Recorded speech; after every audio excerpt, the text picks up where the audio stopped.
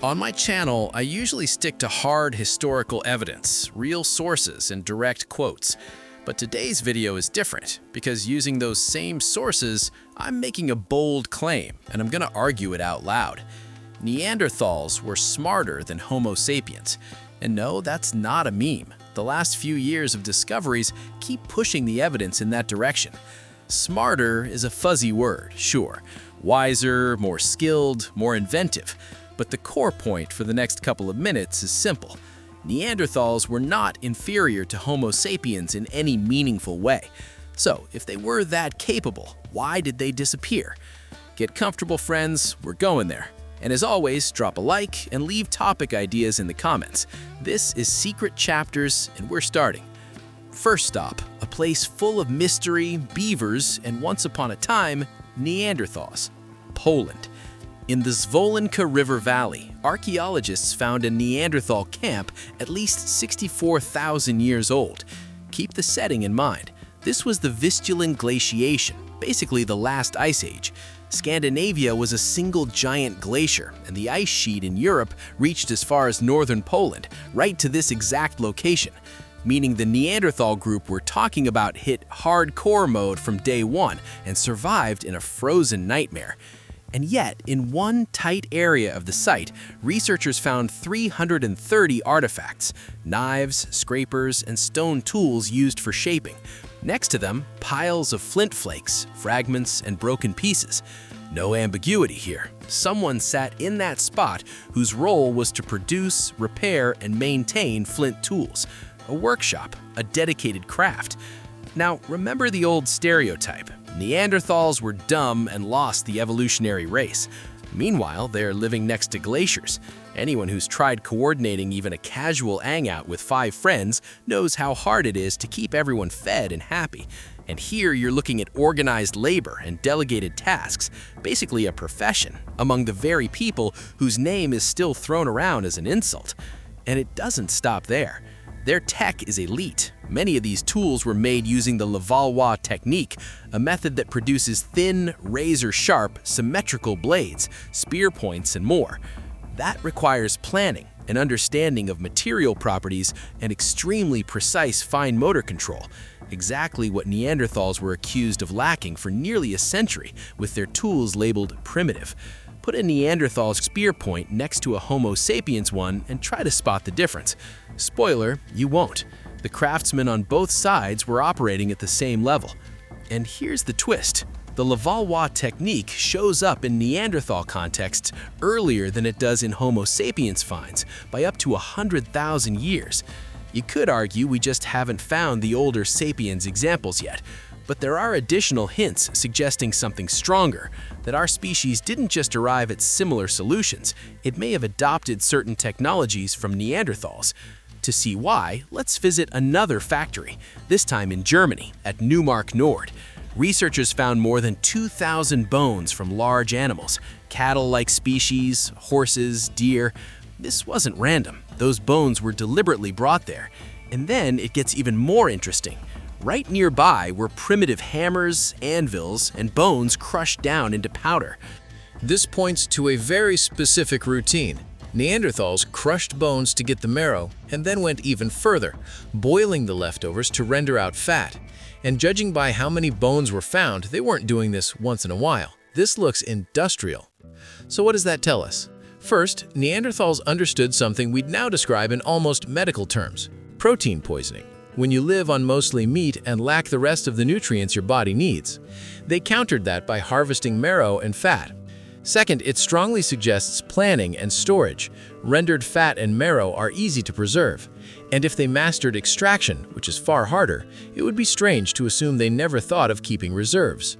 Third, for a long time, researchers believed this kind of advanced resource processing only shows up around 30,000 years ago with Homo sapiens. But the German Neanderthal factory is about 125,000 years old.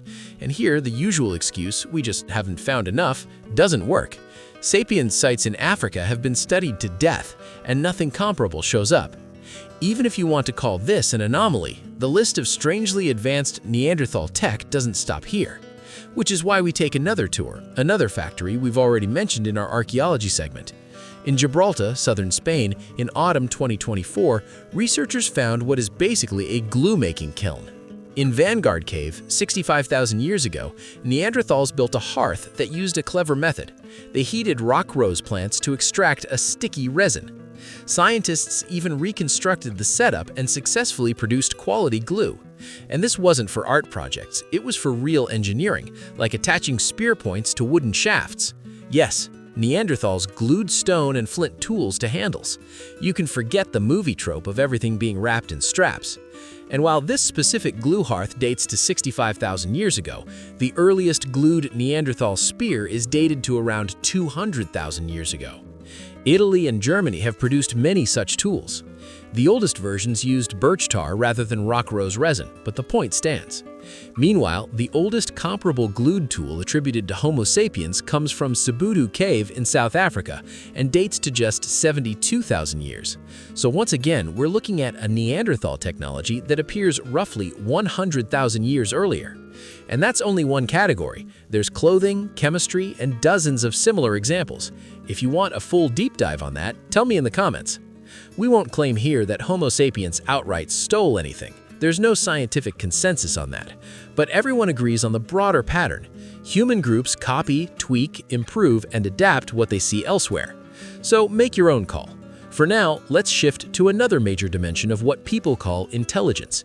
History is full of cases where truly brilliant minds, the kind of people who can build a robot out of junk, completely fail at relationships and social life. Evolution doesn't care about your inventions. If the genius can't pass on genes, then the careless slacker will. So, were Neanderthals those dark geniuses, brilliant, capable, and doomed, taking their knowledge with them? We can't exactly flirt with a Neanderthal and ask, but we can read something close to a personality profile from the ground. In late July 2025, Science Advances published research into the diets of Neanderthal groups across very different regions, and the result was surprisingly human. Different clans had different recipes, different ingredients, and different preferences, so strong that some groups clearly enjoyed fermented meat, the kind that sits so long worms show up. Tastes stiffer, sure, but even today there are cultures where that exact thing is considered a delicacy. For us, the key point is simple. Loving good food is almost a universal creativity test, and since ancient times, it's also been part of impressing potential partners. Neanderthals were perfectly fine there, and even on the purely technical side, they could deliver compliments no worse than early Homo sapiens. Their hyoid bone, the piece tied to tongue movement, is basically the same as ours. They also had the FOXP2 speech-related gene variant, and more importantly, Broca's area, the brain region linked to meaning, grammar, and structured speech, is expanded in Neanderthals too, just like in us. Researchers showed back in 2012 that any differences were likely limited to voice tone and the inventory of sounds. And even that doesn't mean much because there are modern languages like Rhoticus with only 11 phonemes, and you can still explain nuclear physics in them. To keep it brief, Neanderthal clothing, rituals, drawings, and other markers of symbolic thinking were almost indistinguishable from Homo sapiens of the same time period, and in some cases, just like with technology, Neanderthals may have been ahead.